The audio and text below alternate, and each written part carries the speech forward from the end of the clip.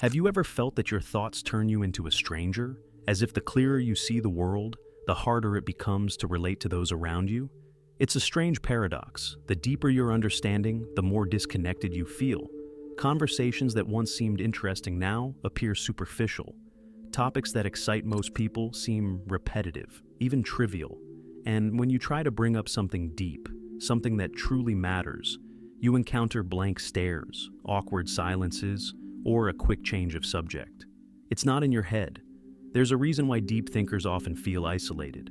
It's not because they're broken, but because society doesn't know what to do with them. Intelligence has always been a double-edged sword.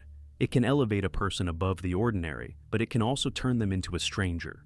History is full of brilliant minds who were ridiculed, ignored, or even punished for thinking differently. Socrates, Galileo, Nietzsche, Tesla, names we now associate with genius, but who were seen as threats, lunatics, or failures in their time. Why? Why does society push away those who see the world differently? Why are deep thinkers often treated with suspicion, resentment, or outright hostility? The answer is uncomfortable but undeniable. Intelligence is a threat, not because it is dangerous in itself, but because it forces people to confront things they'd rather avoid. And most people, whether they realize it or not, prefer to live comfortably in illusion than face the unsettling reality of truth. Think about it. When you meet someone physically stronger than you don't necessarily feel weak. It just means they're stronger. When you see someone wealthy, you might feel envious, but you don't take it as a personal attack. But when someone is intellectually superior, something changes. A deep thinker not only introduces new ideas, but exposes the limitations of those around them, and people don't like to feel limited. That's why intelligence isolates. The very nature of being highly intelligent means you'll see things others don't, notice inconsistencies others ignore, and ask questions most people never consider. And instead of being rewarded for this insight, you often meet resistance, not because your ideas are wrong, but because they make people uncomfortable. Most people define themselves by what they know, what they believe, and how they see the world. Their sense of self is built around their ideas, and when a deep thinker challenges those ideas, they feel it as a personal attack. It's not about arrogance or intellectual superiority. It's about the psychology of identity. Intelligence not only introduces new information, but forces a reevaluation of what people believe to be true, and that process is deeply unsettling. Imagine spending your whole life believing the sky is green. It's what your parents, teachers, everyone around you has told you. And one day, someone comes along and says, "No, actually, the sky is blue." The rational response would be curiosity, to ask why, to seek evidence. But most people don't react that way. Instead, they feel attacked. Their first instinct is to reject the idea, not because it's wrong, but because it threatens the foundations of what they believe. That's why intelligence is often considered dangerous. It shakes the foundations of certainty, forcing people to question not just the world, but themselves. And most people would rather defend a comforting lie than accept an uncomfortable truth. Arthur Schopenhauer understood this better than anyone. He believed that intelligence was not a gift, but a burden. The more a person understands, the more they see the world for what it truly is, and the harder it becomes to relate to those who don't understand.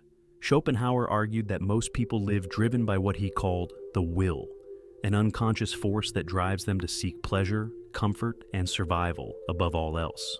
For them, happiness consists of satisfying immediate desires, maintaining stability, and avoiding discomfort. But deep thinkers don't operate that way.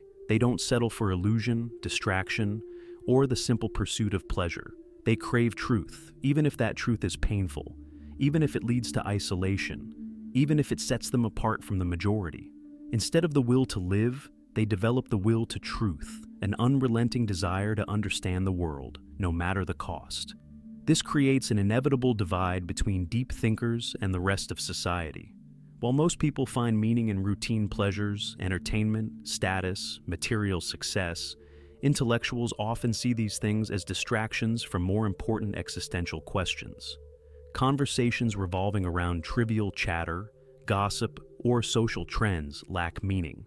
The things that excite most people often seem shallow, and over time, this disconnection becomes more and more evident. It's not that intelligent people don't want to connect. In fact, many long for connection more than anything.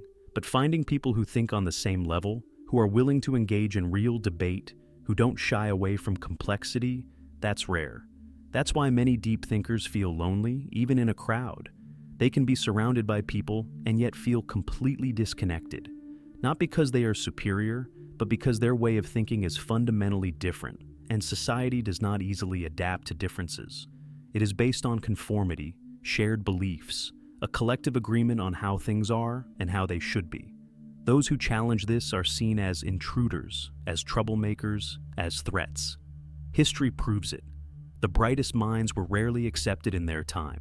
Their ideas were too disruptive, too ahead of what people were willing to accept. Only later, often long after their death, did the world recognize their brilliance. But this leaves a difficult question. If intelligence leads to isolation, what can deep thinkers do?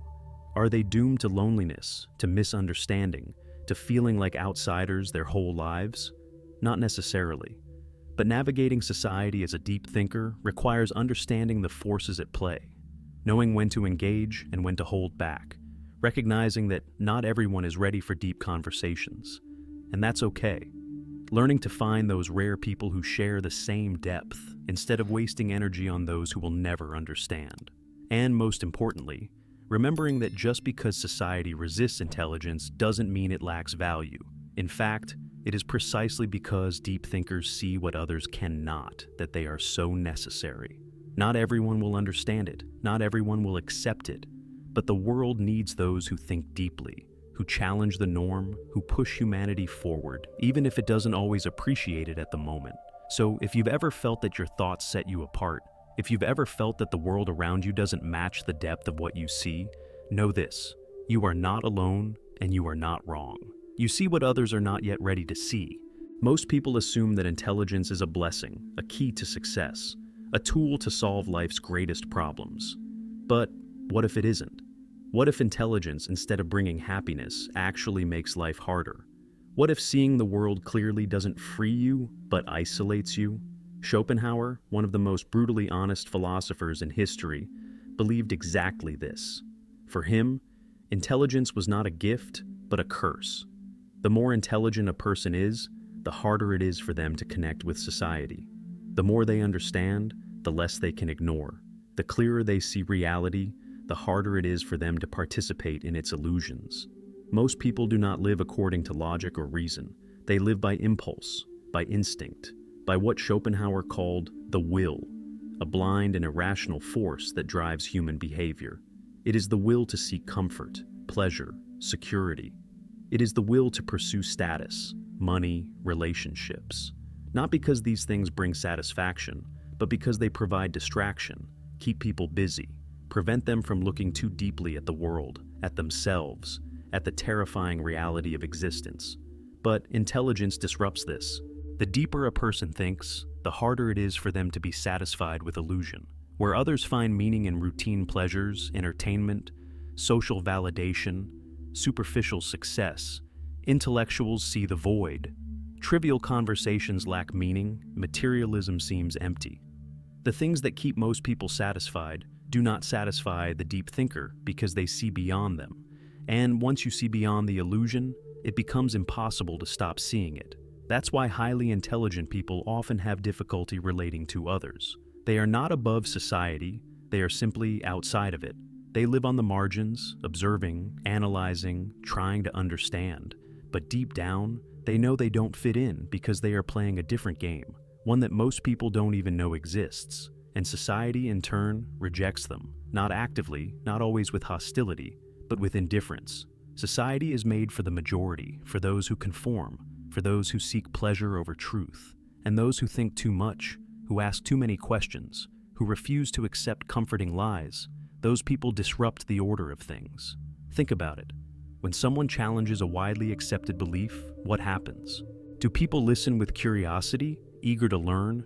Number. Most react defensively, shut down, attack, dismiss. Because intelligence not only introduces new ideas but threatens the old ones, and most people would rather defend their worldview than admit they are wrong. That's why intelligence, more than wealth, strength, or beauty, is considered a threat. When someone is physically stronger, people admire them. When someone is wealthy, people envy them. But when someone is intellectually superior, people resist because intelligence not only exists, but challenges, forces people to confront things they'd rather ignore. And that's very, very uncomfortable. And the brain is wired to avoid discomfort. Neuroscientific studies show that when people feel intellectually inferior, the amygdala in their brain, the center for fear and threat detection, becomes highly active. In short, deep thinking not only intimidates but triggers a primal survival response. The same circuits that activate in the face of physical danger also light up in the face of a challenging idea. Why? Because for most of human history, survival didn't depend on being the smartest person in the room, but on belonging to the tribe, being accepted, conforming. Those who challenged the tribe, who thought differently, who questioned authority, were cast out. And in the past, being cast out meant death. This tribal instinct persists today. People don't just reject intelligence because they fear new ideas. They reject it because they fear social exclusion. Intelligence, by its very nature, isolates, and people instinctively avoid those who make them feel insecure, who make them feel less certain of their beliefs, who make them feel vulnerable. And it's not just individuals, it's society as a whole. Society doesn't reward depth, it rewards certainty. It rewards confidence, even when it's misplaced.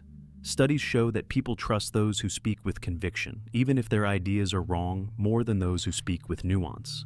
That's why charismatic and simplistic thinkers gain influence, while deep thinkers who see both sides of an argument, who acknowledge complexity, struggle to be heard.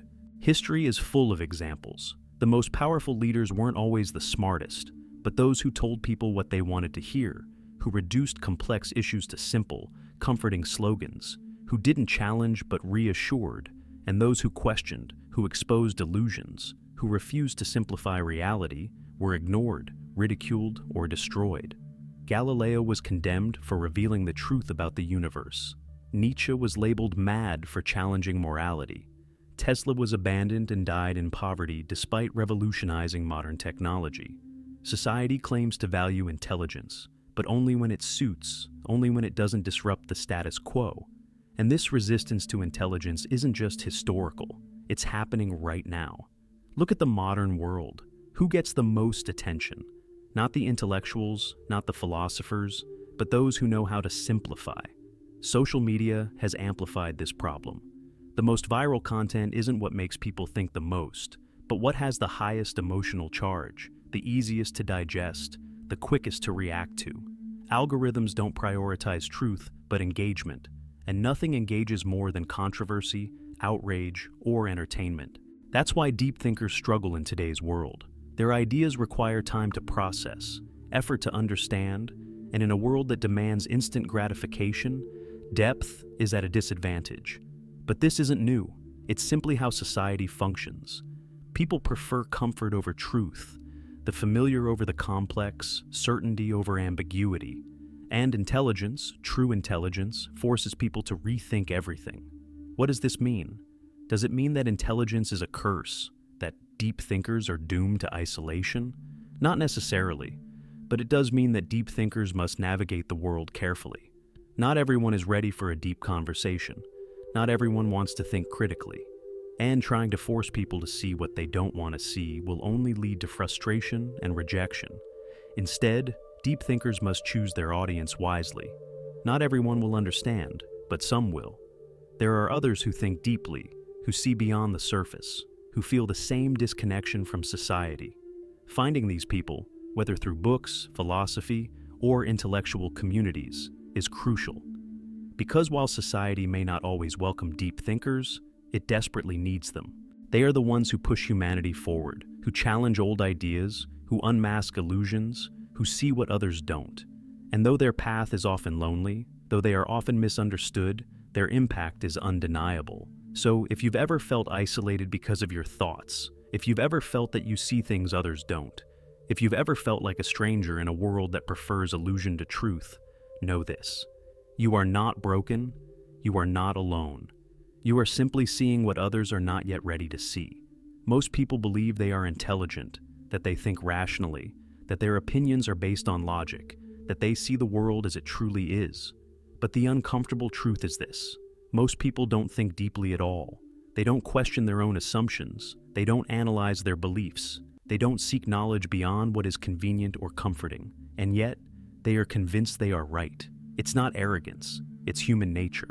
The mind is designed to protect itself from uncertainty, from doubt, from anything that might challenge its established view of the world. And precisely because of this, intelligence faces resistance.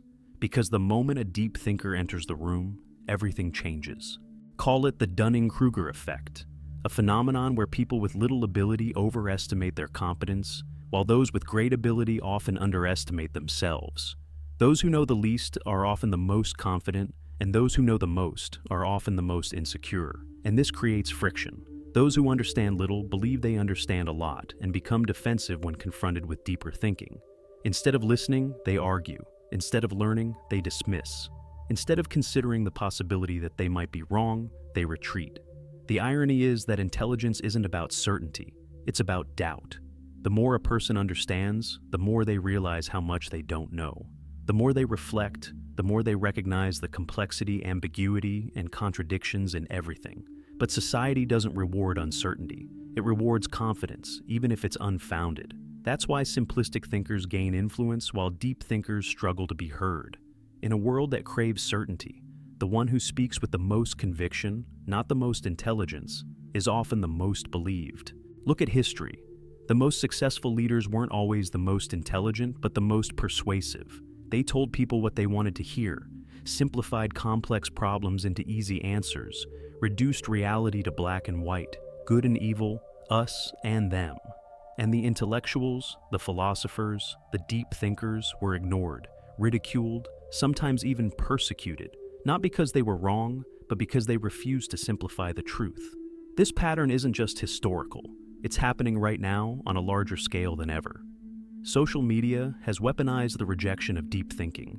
It has created a world where quick, emotionally charged statements spread faster than thoughtful debates, where outrage generates more engagement than reasoned discussion, where the most viral content isn't the most accurate, but the most sensational. Algorithms don't promote truth, but what keeps people clicking? And what keeps people clicking? Emotion. Not depth, not logic, not complexity, but emotion. The more a post angers people, the more it spreads. The more it confirms their beliefs, the more they share it. The more it simplifies a complicated topic, the more likely people are to accept it. That's why nuance is dying. Intellectuals who try to explain both sides of an issue, who acknowledge uncertainty, who present balanced arguments don't go viral. Because in the digital world, balance is boring, complexity is ignored, reflection is drowned out by emotional charge. That's why superficial thinkers thrive in today's society. Those who confidently promote simple narratives, who appeal to emotions, who tell people what they already want to hear, are the ones who gain more followers, more influence, and more power.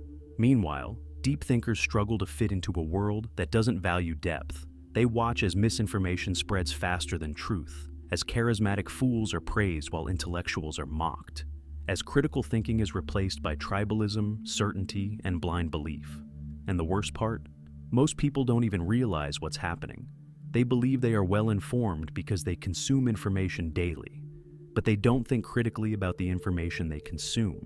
They're trapped in echo chambers where they're only exposed to ideas that reinforce their beliefs. They don't question themselves. They don't try to understand opposing perspectives. They don't think deeply.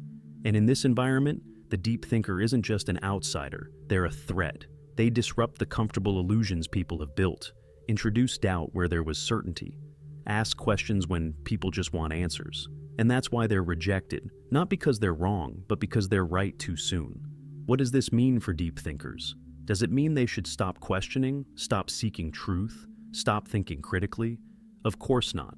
But it does mean they must understand the world they live in.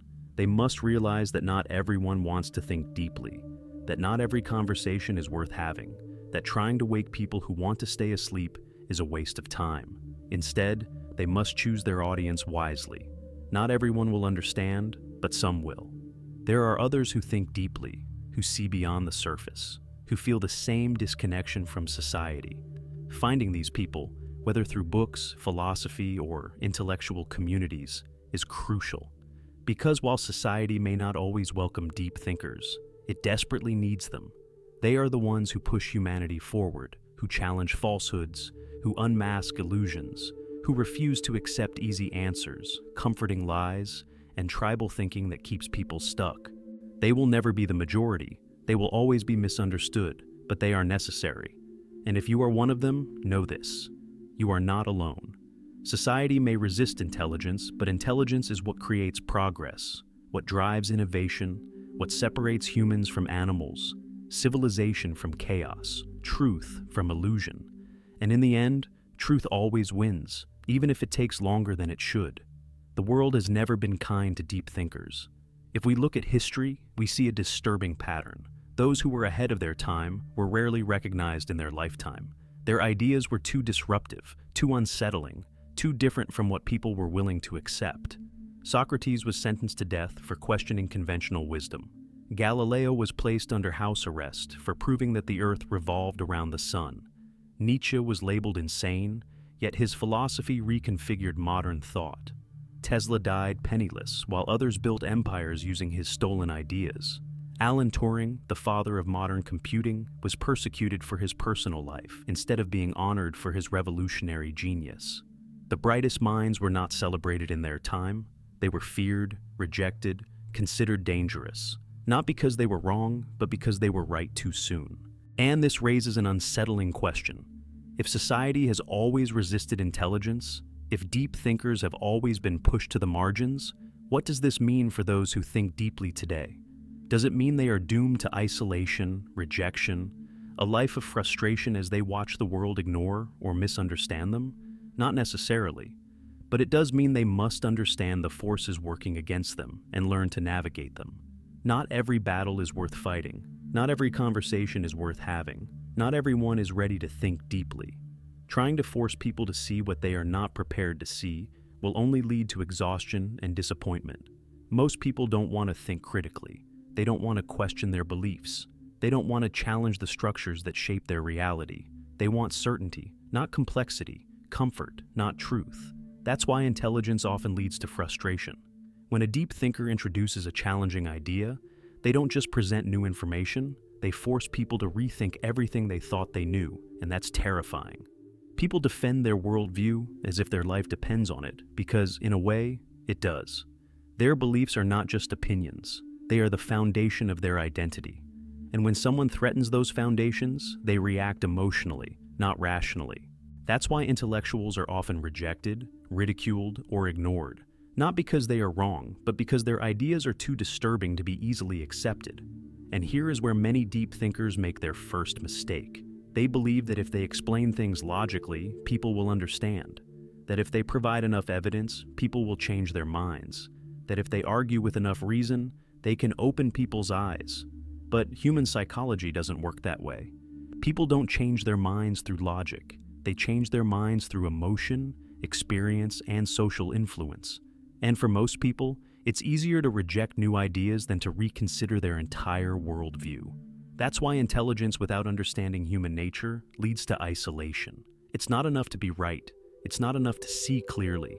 If deep thinkers want to survive and thrive in society, they must learn to navigate it strategically. And this starts with choosing the right audience. Not everyone is ready for deep thinking. Not everyone wants to engage in intellectual conversations. Not everyone will appreciate the depth you bring to the world, and that's okay. A common mistake deep thinkers make is trying to connect with everyone, forcing depth into every conversation, making people think about things they'd rather avoid. But this only leads to frustration. Instead, they must learn to seek out the right people. The world is full of people who think deeply, who see beyond the surface, who crave meaningful conversations. They may be few, but they exist.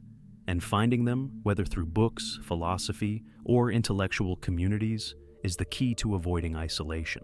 Because one deep conversation with the right person is worth more than 100 superficial conversations with people who don't want to understand. Another crucial skill is learning to communicate depth in a way that people can digest. Einstein once said, "If you can't explain it simply, you don't understand it well enough." And it's true. Complexity is necessary, but so is clarity. If deep thinkers want to have an impact, they must learn to translate their thoughts into a language people can understand. They must learn to build bridges between deep thinking and everyday conversation. This doesn't mean simplifying the truth. It means presenting it in a way that doesn't immediately trigger people's defenses. Because the truth, no matter how deep, is useless if no one is willing to listen to it.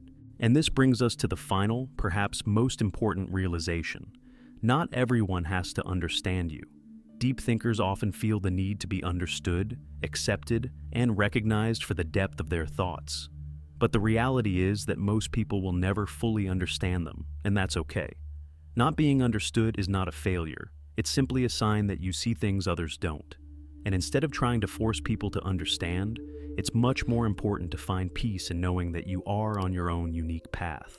The world may never fully appreciate deep thinkers. Society may always favor simplicity over complexity, emotion over logic, comfort over truth.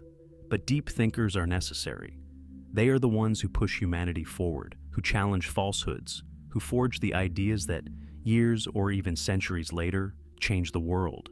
So, if you've ever felt isolated by your thoughts, if you've ever felt that you don't fit into the world around you, if you've ever been frustrated by the superficiality of everyday conversations, know this. You are not broken, you are not wrong. You are simply ahead of your time. And while society may not always accept deep thinkers, history has shown one thing time and again. It is the deep thinkers who forge the future, even if they are not recognized in the present.